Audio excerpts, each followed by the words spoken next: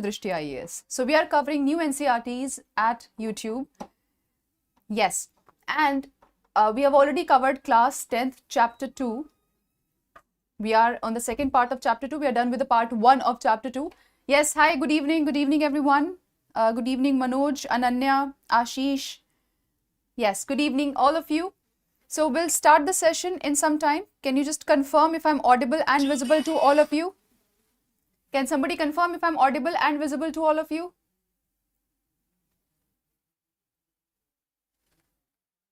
All right, great. Good evening. So we are going to cover the second part of this chapter. We were done with federalism, at least the basics we are done with. And in the first chapter, we talked about why power sharing is important. In this chapter, we started with what exactly are we talking about when we talk about power sharing. So power sharing is federalism. There were some features of federalism that we studied. We have already seen why power sharing is important. And today we will see specifically which feature of Indian Constitution shows the federal structure and which features of Indian Constitution shows the unitary structure. Which feature shows the unitary structure and which features show the federal structure. So we'll start with that now. Yes. All right. No voice. Can somebody else confirm? Is there a problem with the voice? And all of you who are new to the channel, let me just tell you, this is the timing that is fixed for us. We have our YouTube live session every day at 6 p.m. from Monday to Friday, where we'll be covering new NCERTs. So I hope to see you all every day at 6 p.m. sharp. Now let's get started with the chapter. And if you have any questions, you can drop them down in the comment section in this live chat, and I will look at them and I'll get back to you. All right, great. So we were already done with federalism. What exactly is federalism? We talked about power sharing. Federalism is power sharing. What is the purpose of it? Why it is important? That we have already covered. We've covered what is the difference, basic difference between federal system and unitary system. We were done with that as well. Then we saw some examples and we saw there are two types of federations. Although we have already covered this in yesterday's lecture, I will just quickly sum it up for you. So we saw there are two types of federations. One is coming together federation and another is holding together federation.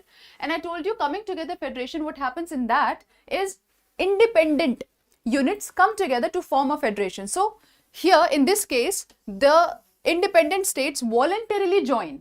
And so they also have the power to secede, to drift apart or to part ways. Whereas in this case, there was one unit and we divided powers, we shared power so that administration could be made easier. So because there was only one unit initially itself and not independent units coming together, joining together to form federation, here the units do not have the option of drifting apart or moving away, right? We have already seen this in yesterday's session. One second. All right.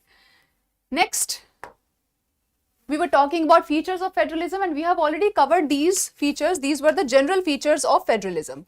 And we were supposed to cover what parts of Indian Constitution depict the federal structure and what parts of Indian Constitution depict the unitary structure. We have already seen that in Article 1 it is mentioned that India, that is Bharat, is a union of states. So we have federal structure, but we also have unitary bias. We have already seen all of these, right?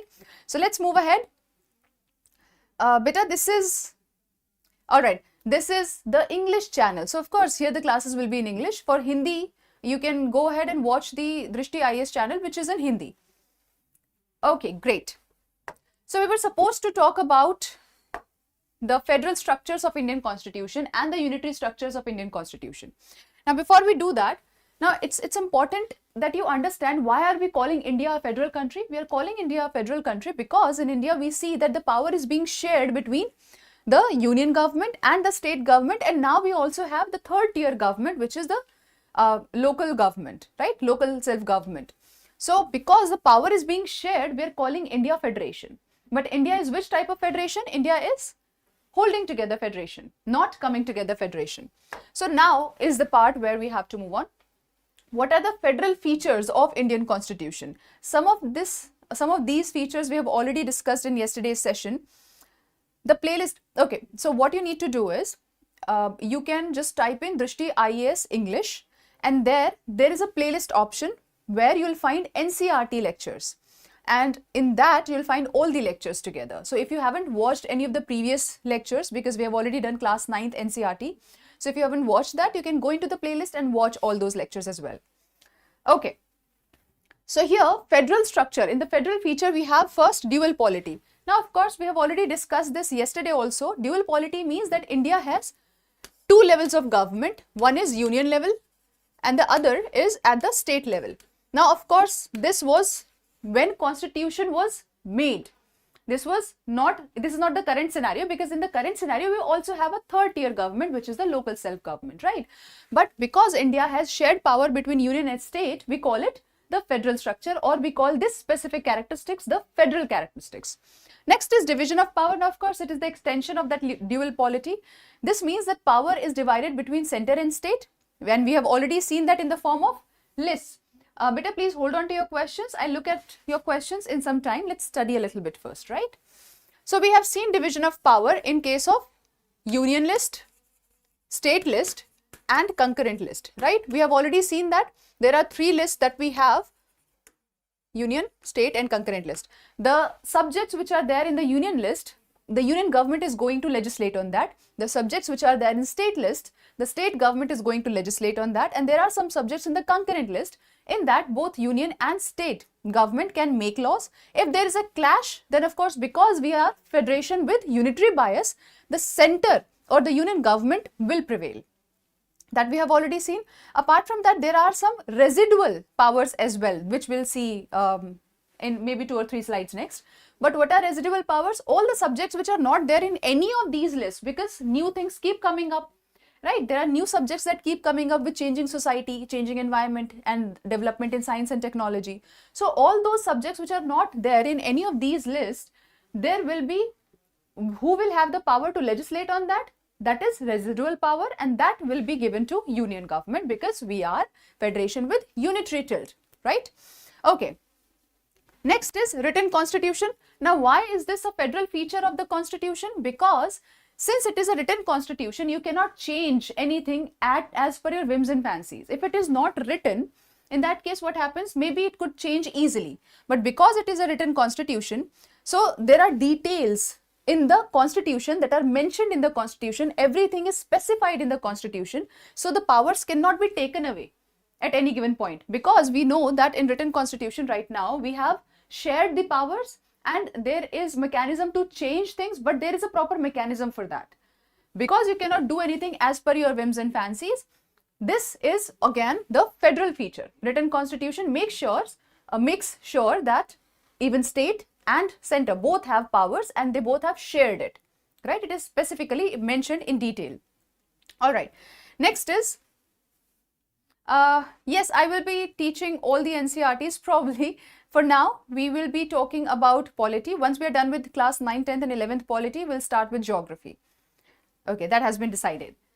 Next is supremacy of the constitution. Now, as I told you in the previous lecture also, that who has the authority over constitution? First, people have the authority. We have seen that in preamble, we the people of India. So that shows that people have the authority, the ultimate power, and people give that power to constitution, and because of constitution, all the levels of government get their power.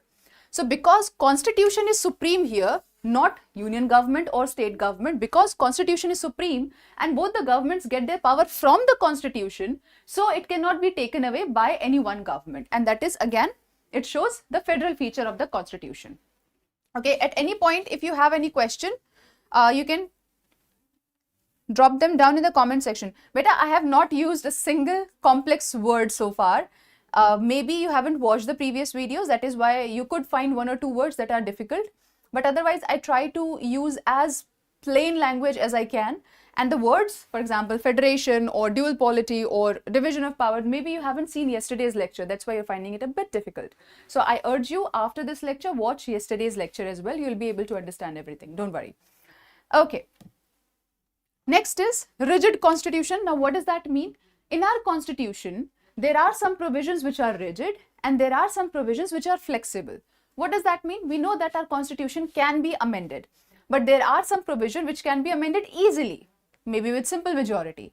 And there are some other provisions which cannot be amended easily. They will need special majority, and sometimes with special majority, ratification of states also, ratification by the states also, meaning there we want special majority will be required to make those changes, and along with that you will have to get a yes from at least 50% of the states. So those features are federal features, because that shows that states have power too. It is not easy to change whenever the parliament wants to change. Those provisions require special majority and ratification by states as well. Those are rigid parts of our constitution. So the rigidity in our constitution shows federal feature of the constitution. Next is independent judiciary. Now again, this is something we have discussed yesterday. We just discussed yesterday that judiciary is independent, a different organ of the government, and at any given point of time, if there is a clash between center and state, in that case, judiciary will come in between, will meddle, and will solve the issue, so that no one government has the power or has all the power. So whenever there is a problem, judiciary meddles and makes sure that everybody has the power. So this is also the federal feature. Okay. Written constitution. All right, I'll just explain it. See, written constitution simply means, we know that we have a book called constitution, right? Everything is written in that. So written means that every power of different government is actually written in detail. Now because, so let's say for example, there is union government, let me name it A, and state government, let me name it B.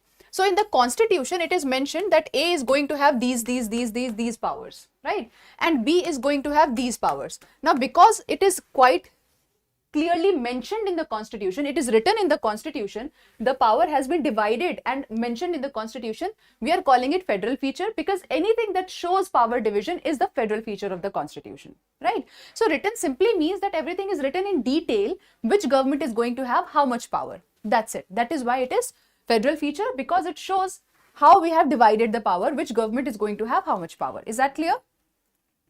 Fundamental rights, can they be amended? We will talk about them in fundamental rights, but yes, they can be, except the basic structure cannot be taken away. We'll see that in further lectures. It will be there, I'm sure. Okay, at any given point of time, the basic structure of the constitution cannot be taken away. That was given in, which was the case that was given in? This verdict by Supreme Court was made in a specific case, and you are supposed to read that case. You'll tell me which case was that. Okay, next is bicameral legislature. Now again, at the center, this also we studied yesterday, that at the center we have Lok Sabha and Rajya Sabha. Now this is a federal feature. Why is this a federal feature? Because Lok Sabha represents people, right? I've already told you that. But Rajya Sabha actually represents states. That is why it is called Council of States. So here I can see that states also have power in the form of Rajya Sabha. So it shows that there is power division, and anything in our constitution that shows there is a power division will be called the federal feature of the constitution. Is it clear to everyone? Keshav Nand Bharti case. Yes, very good. Very good. So if you have any questions, you can just drop them down in the comment section without asking me if you can ask a question, if it is related to the chapter and within the bounds of NCERT. So right now we are not discussing, let's say, parliament. So I will not be answering the questions related to parliament, otherwise this lecture will go on forever, okay? Anything related to this, you can definitely ask. So these were the federal features of the constitution. Now we will talk about the unitary features of the constitution. Now, as I told you, all the features that actually show power sharing are the federal features. Then all the features that show that center is stronger will be the unitary features, right? So we will talk about unitary features of the constitution now. What could be the unitary feature of the constitution? First, there is a single constitution. What does that mean? For example, in countries like USA, there is dual constitution. The states have their own constitution, then there is a constitution of USA, right? So because states do not have different constitution, we know for a fact there is one constitution, the states do not have their separate constitution. This shows unitary feature of the constitution. Except for Jammu Kashmir, it was there earlier, but now it is not there, right? Next is single citizenship. Now this is also something we discussed in the last class. Single citizenship, what does that mean? That we as Indian, we have only one citizenship. We are the citizens of India. That's it. Every state is not going to give you a different citizenship. So for example, in USA, there is a country citizenship, then there is state citizenship. But here we don't have that. And because there is only one citizenship for the entire nation, this also gives the feeling of brotherhood, unity, and the feeling of nationalism. But because there is only one citizenship, we call it the unitary feature. So here we don't see that states have different citizenship. So there is no power division here, right? Next, strong center. Again, I think this point is very, very easy to understand. Strong center means the center becomes more powerful. And I told you, whenever we are saying that power sharing is not equal, that will be unitary feature. Now, because center is more powerful here in India, this feature particularly is the feature of this represents the unitary feature of the constitution. Okay. Yes, in India, we don't have dual citizenship. We don't have dual citizenship. See, in UK, there is monarchy. And we will talk, like I told you, we will talk about that as well. It's just that in this chapter, it is not mentioned. We are a republic, and I'll tell you what republic means, but it is not mentioned here. But we will talk about everything, don't worry. Anything which is given in NCERT will be covered thoroughly. Okay, next is residuary powers with the center. As I told you, we have 3 lists and all the new subjects which are not there in any of the lists. So the power to legislate on those subjects is given to center. So what I'm saying is residuary means whatever is left. So whatever is left, all those subjects, all the power of legislating those subjects is given to the center. So we have given extra power to the center, and this shows that state were not given such equal privilege, you can say. So this is a unitary feature. Next is emergency provisions. Now, why emergency provisions are unitary feature of Indian Constitution? Because we know in case of emergency, the center becomes more powerful. Right? We have seen that the center becomes more powerful. We have also seen emergency provisions. I've also made a lecture on national emergency. There's a polity series that is going on. If you haven't watched that, please go ahead and watch that too. You will also find that in the playlist itself in this channel, Drishti IAS English channel. So there I have mentioned national emergency. Emergency provisions, whenever there is an emergency in the country, center or the union government becomes more powerful. So again, that shows unitary feature. Next is appointment of governors. Can anybody tell me why governors show that why governors are a part of unitary feature of the constitution and not the federal feature? Because governors is there in the state, right? So it should be a part of federal feature. Why is it a part of unitary feature? Yes, why is it a part of unitary feature of the constitution? Because, some of you have already answered. See, because governor is appointed by the president. In fact, governor is often described as the agent of center in the state. For chief minister, it's not like that. People are going to choose him or her. But for governor, president appoints governor, and which is why governor is also called the representative or the agent of center in state. So this again shows unitary feature. Next is integrated judiciary. What is that? Now see, in the coming together federation, what happens is there is a judiciary for center and there is a judiciary for states. 2 parallel judiciary are going on and both of them have equal power, somewhat equal power. But in case of India, we have a single integrated judiciary. What does that mean? The judiciary at center, that is Supreme Court, is the highest authority, the apex court, and then there is High Court and lower courts. So lower courts are going to have less power than the other courts. Supreme Court, which represents the center, has the highest power. Now, because again, this is not showing power sharing, right? And I told you anything which shows that there is less power sharing or no power sharing will be the unitary feature. So because we have integrated judiciary, that shows unitary feature of the constitution. And what about independent judiciary? We also have independent judiciary, right? So there are 2 terms. You should not get confused with them. Let's talk about them once. There is integrated judiciary that we just studied, integrated judiciary, and then there is independent judiciary. Can anybody tell me what is the difference between these 2 and which is unitary feature and which is the federal feature of the Indian Constitution? Yes, you have answered correctly about the president. I'm very glad about it. Great. So you know the basics. See, I told you earlier also, you already know everything that is to know about this examination. It's just that you just don't know how to consolidate everything that you know. And that is why the classes become important. That's where the classes help you. That's it.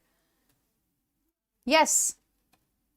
So what is the difference between integrated judiciary and independent judiciary, and which of these is the feature which represents the federal structure of the Indian Constitution and which represents the unitary structure of the Indian Constitution. Independent judiciary, federal form of government, integrated unitary form of government. Very good. See, all of you are answering correctly. So that means you have understood, right? So what we saw was, when we say independent judiciary is there, this means that government has 3 tiers or 3 institutions, legislative, executive and judiciary, and all of them are independent. So basically judiciary especially is independent of the other tiers of the government, right? Other institutions of the government. So that means whenever there is a problem in power sharing between center or state or different states, judiciary is going to come in between in those disputes and going to meddle with those disputes and find a solution. So independent judiciary shows and ensures that power sharing stays.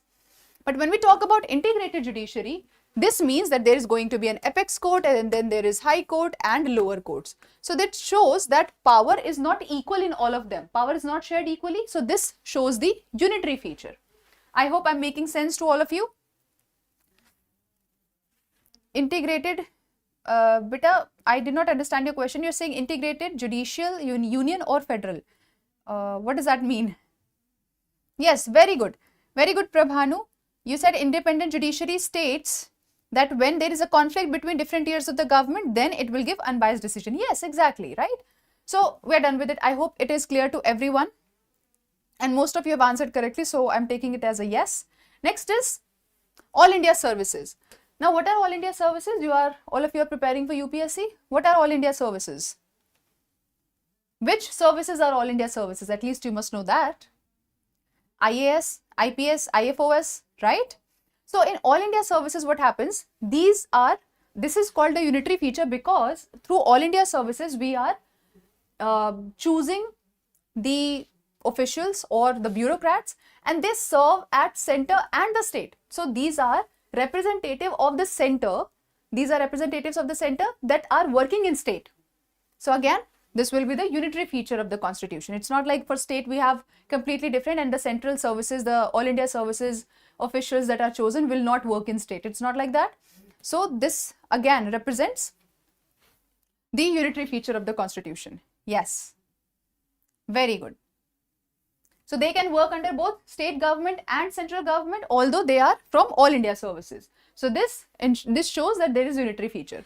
Next is Parliament's power to alter state boundaries. Now, which article is this? In which article is this mentioned that Parliament can alter states' boundaries? This is a very important article. In which article is it mentioned that Parliament has the power to alter or change the boundaries of the state? Center will have control over All India Services. Yeah, the state is not going to have that control, right? I mean, the transfers, they will be generally seen by the central government or the union government. Article 1, 2 and 3, you've written all the 3. Article 1, 2 and 3, and you've also written Article 246. Parliament's power to change the territory, or not the territory, but the boundaries of the state. It is there in Article 3. Yes, very good. Now all of you are answering it correctly. So yes, that is given in Article 3. Now my another question is this Article 3, when Parliament has been given the power to change the boundaries of the state, can this amendment come under Article 368? Is this amendment done under Article 368 or not? That is something you'll answer. If you don't know right now, you can answer in some time or maybe in the comment section after the class. Okay, my question is, I repeat, Article 3, under Article 3, Parliament has got the power to change the boundaries of the state. Now, this change, any change is called amendment. Does this amendment come under Article 368? Next is Parliament can legislate on state subjects in certain circumstances. Which circumstances are those?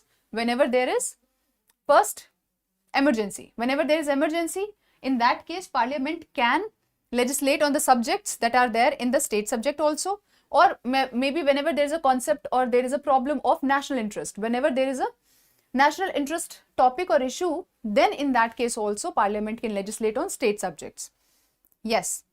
So as you can see from both these features, India is not completely unitary and it is not even completely federal. So what will we call it? India is federation with unitary tilt, and that is why we have used the term union of states and not federation of state. I hope that is clear to all of you now. Yes, for national security, emergency, very good. It's okay, even if you don't know the answer to that question, you can, after the class, look the answer for this question. Just try to find it and then you can answer in the comment section below. All right, next. Next is, right, unequal powers among states. Now, what does that mean? So, first of all, I have already told you that there are few lists in which powers have been distributed. For example, there is union list, there is state list, there is concurrent list, and then there are residual powers. So, in union list, there are subjects of national importance like defense is there, communication is there. You please hold on to your questions now. I'll answer them in some time. Okay, then we saw that in state subjects, what can you give me example of state subjects? We have seen that in yesterday's session. Can you give me example of state subjects? State subjects are matters which are important for the state and matters of local importance also. For example, there is police, there is agriculture, trade, etc. Then we have concurrent list. In concurrent list are the subjects where both center and state can legislate, like marriage, adoption, divorce, education, forest, external emergency and automatic suspension of Article 19. We are not talking about emergency here. Great. And then there are residuary power. Residuary powers are on the subjects which are not mentioned in any of these lists. And for that, power has been given to the central government or the union government. Next is unequal power among states.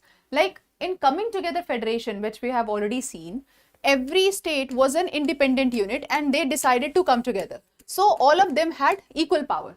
But in case of India, it's not the case, right? Here we have divided the power so that administration could be made easier, because India is a vast country with a lot of diversity and there are certain regions which require more protection, maybe for example tribal regions or hilly regions, and there are certain regions which can flourish without so much protection. So because there was so much heterogeneity and diversity in India as a country, we have divided powers, but that power is also unequal sometimes among the states. For example, you'll find Article 371. Under Article 371, some states have been given special powers based on their historical story, based on their historical reasons, social condition or tribal identity. As I told you, if there are tribal areas, they require special protection. So there are some states that have been given that. For example, those states come under Article 371, and this is very important, especially both for UPSC and for your state exams also. Sometimes it's asked, let's say Article 371A, which state is it about? Which state protection does it talk about? So it talks about Nagaland, right? So you will see that in Article 371, this is your homework, this you have to study. It's not given in your book, so I'm not continuing with it.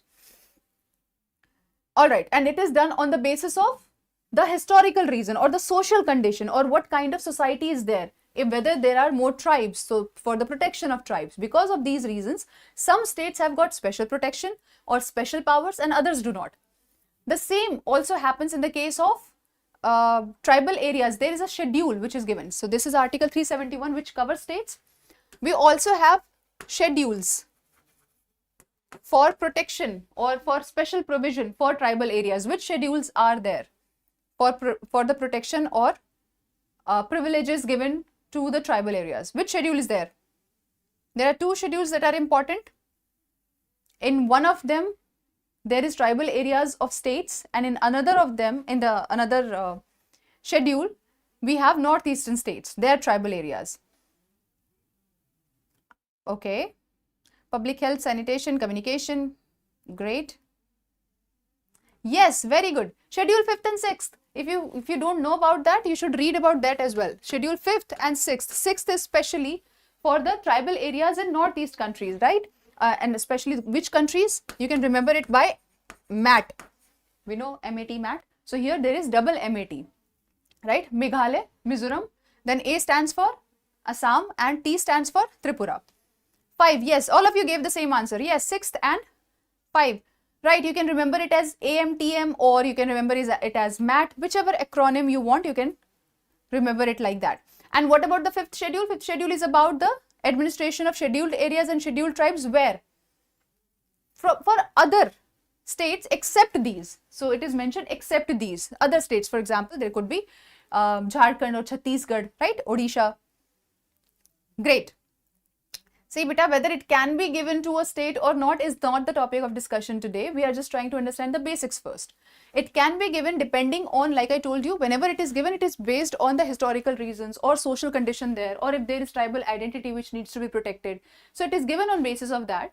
And if the government finds it important and finds that there are these reasons because of which protection has to be given, privilege has to be given, they will give it.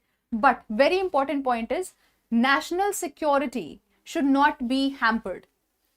Before anything else, before any state, any union territory, we have nation. Nation is more important than any of this. So national security is more important than any of this. Okay. Next is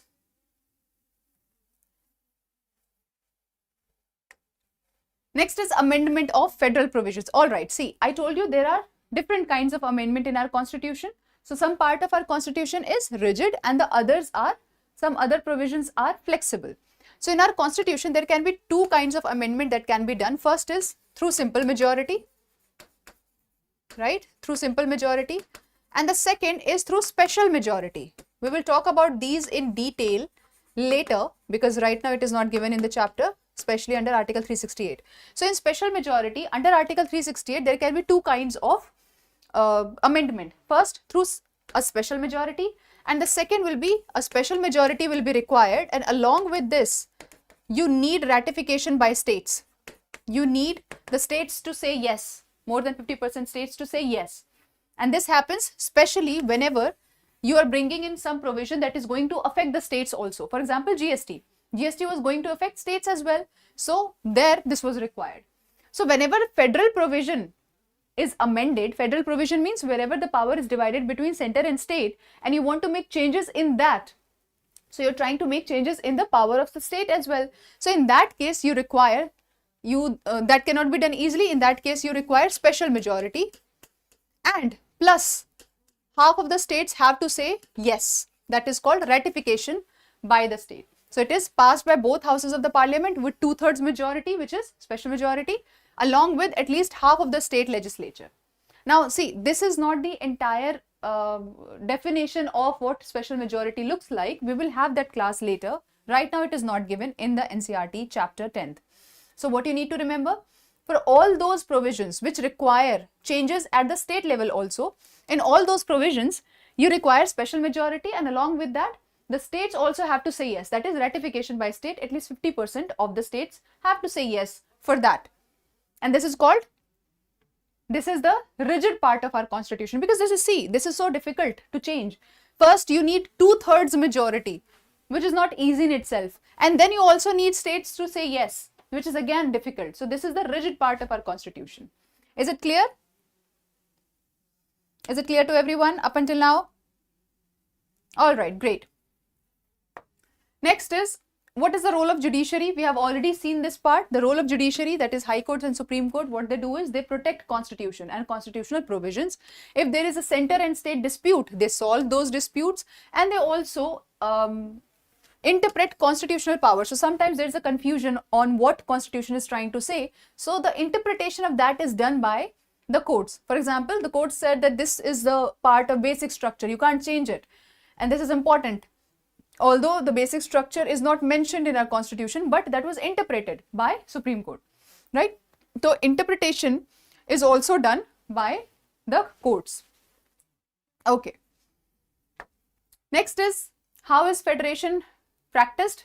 Now see, if you want a federation to be successful, and this is something we saw in the last class also, if you want a federation to be successful,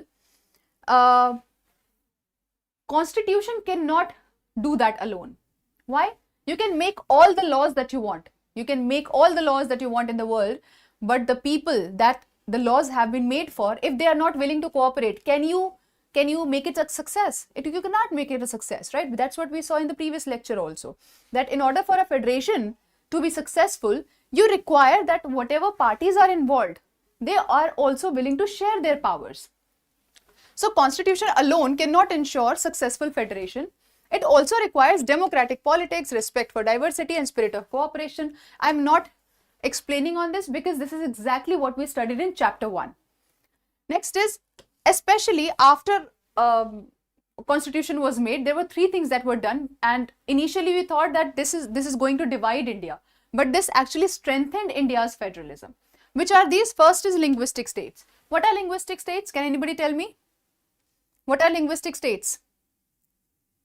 So linguistic states mean, see, after independence, some states were reorganized based on the common language that they spoke. That these people speak the same language, that is why they should be in this part of India. For example, what can you give me example of any state that was built because of the common language? Allowing people to speak the same language? Andhra Pradesh, Maharashtra. Okay.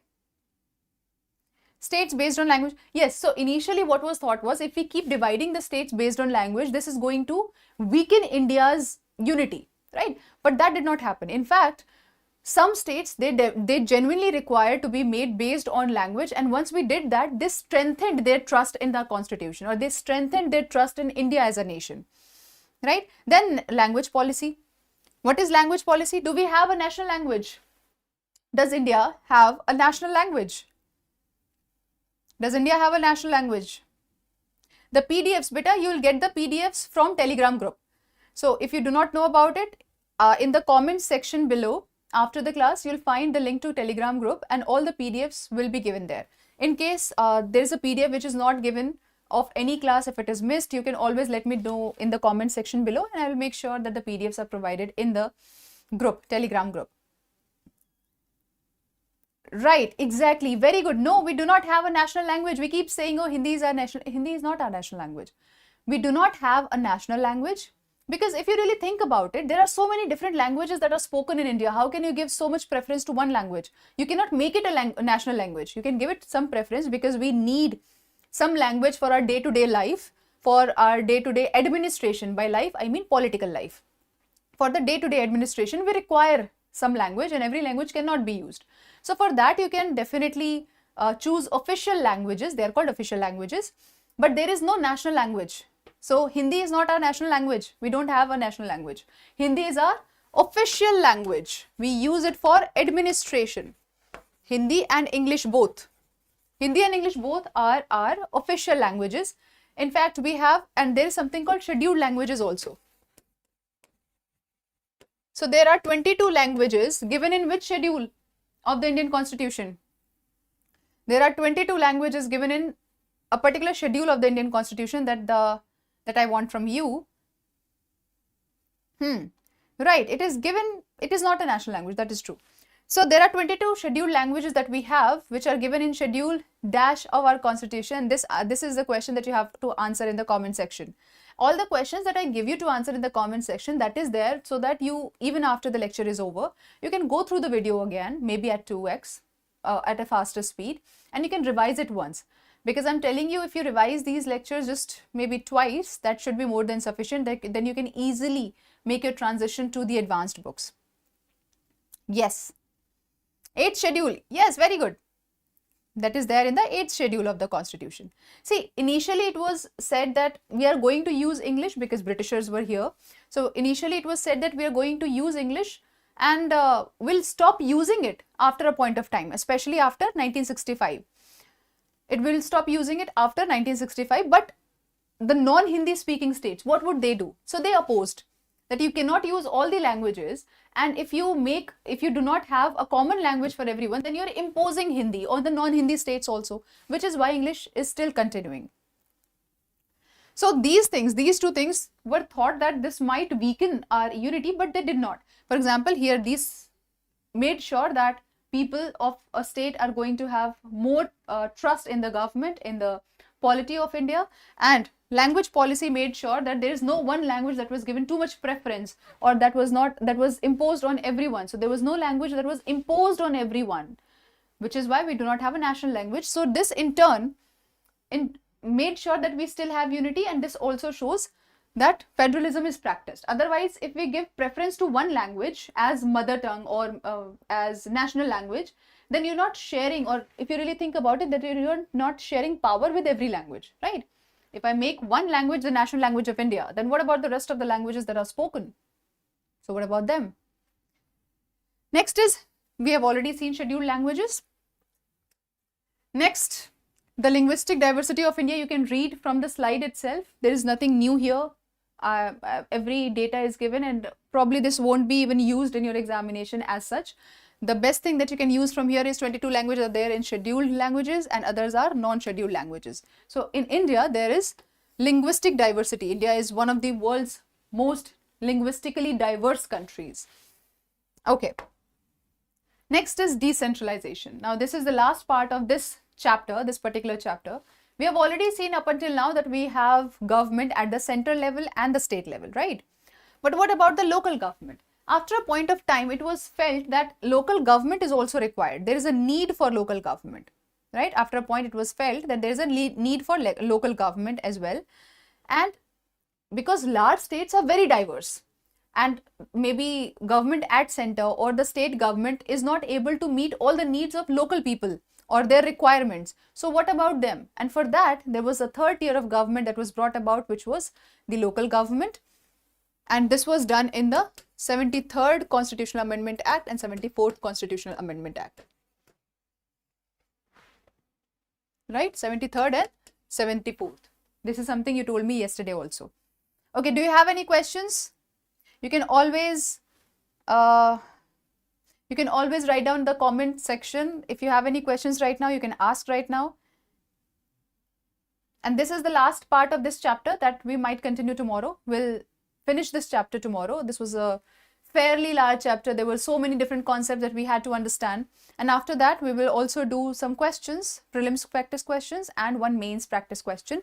So do you have any questions? Why? Okay, see, if you have asked a question once, please do not keep retyping it. It's just spamming. That's it. Do you see how much disturbance is already there and every time there in that region? Like I told you, we also have to make sure that the region is well settled or a little calm. Maybe it will be given status. It doesn't have right now. That doesn't mean it will never be given a status, special status, right? So use your brain as well. You did not. Yes. Okay. Due to, yeah, definitely. There were some problems at the grassroots levels which were not being met by the central government or the state government. And because of that, we had to come up with the third tier of government, which is the local government. So I hope that is clear to all of you. And now I have a question for you. We will cover this tomorrow, but what you are going to do is you're going to answer 2 questions first, and then the rest we will do tomorrow. So question number 1 is, which of the following is not a feature of federalism? First, independent judiciary. Second, constitutional division of powers. Third, unilateral amendment of the constitution by center. And fourth, separate sources of revenue. Which of these is not a feature of federation or federalism in Indian constitution? Yes, tell me. And you also have to give reason for it. You also have to give reason for that. Yes, Prabhanu, we will discuss that tomorrow. Don't worry. If I have said that I have given you an answer and I will be discussing it, I will be discussing it. Don't worry about that. So yes, what is the answer and why? Why is also very important. We have taken a lot of time to understand federalism, and especially in the context of India, which is a slightly peculiar feature in case of India. So we have taken a lot of time. Now you are going to give me the answer along with the explanation, not just the answer. So don't say just C. Everybody has answered C, but why? If you're saying that C is not the feature of federalism, why? Of course, because federalism means power sharing, and C says unilateral amendment of the constitution by center. If the center is going to amend the constitution without even without concerning itself with states, unilateral means only center is going to make decision on that matter. In that case, how is it power sharing? It is not power sharing. So this is not the feature of federalism, and you're absolutely right. One more question. Which of the following are unitary features of Indian constitution? And such questions have been asked previously, and they can be asked. Which of these are unitary features or which of these are federal features? So you should know and have clarity on these features. Which of the following are unitary features of Indian Constitution? First is residuary powers vested in the state. Second, integrated judiciary. Third, all India services. Or fourth, division of powers through 7th schedule. And you have to tell me which of these is correct. You have to tell me which of them are the unitary features of the Constitution. Your options are option A 1, 2 and 3, B 1 and 4, C 2, 3 and 4, or D 1, 2, 3 and 4. Amendment power of the Constitution is vested with Parliament, not with states. Okay. A. So 1, 2 and 3 you're saying. Which of these are unitary features of the Indian Constitution? Yes. See, again, unitary means that center should have more control. First. Second, the power sharing should be very weak. There should not be a power sharing, or it should be very weak. So, the first says residuary power is vested in the center. So, that shows the center is stronger. So, yes, this will be the answer. Second, integrated judiciary. Integrated judiciary again shows that the apex court has the maximum power and it is not shared equally. So, because it is not shared equally, this is again the unitary feature. So, that is also right. Next is all India services. We have already seen that the bureaucrats recruited through all India services are sort of agents of center because they are hired by the center, but they can also work in states. So, this is also unitary feature. Next, division of powers. So, first of all, the moment I read division of power, this is not going to be unitary feature. Why? Because division shows federal feature. Division of power shows federal feature. So, this is not the answer. The answer is 1, 2 and 3. So, I hope these concepts are at least clear to all of you. Because if you have the understanding of the concept, your questions will be right. It only becomes a problem when we try to mug everything up without understanding. So, that's it for today's session. And if you have any questions, you can always drop them down in the comment section below. Tomorrow we are going to discuss the questions that I gave you on Monday also. And today you have to write one question. I will discuss this tomorrow. India is described as federal system with unitary bias. Examine. Now this was a statement. I must have said it at least 7 times in this lecture. So you have to examine this statement and this is a 10 marker question. You will be writing this, at least the framework of it, in the comment section below. And if you have any questions, please write them down in the comment section. And if you have any suggestions, that also you can write in the comment section below. So that's it for today's session. Thank you so much for joining in. I'll see you tomorrow at 6 p.m. Until then, take care.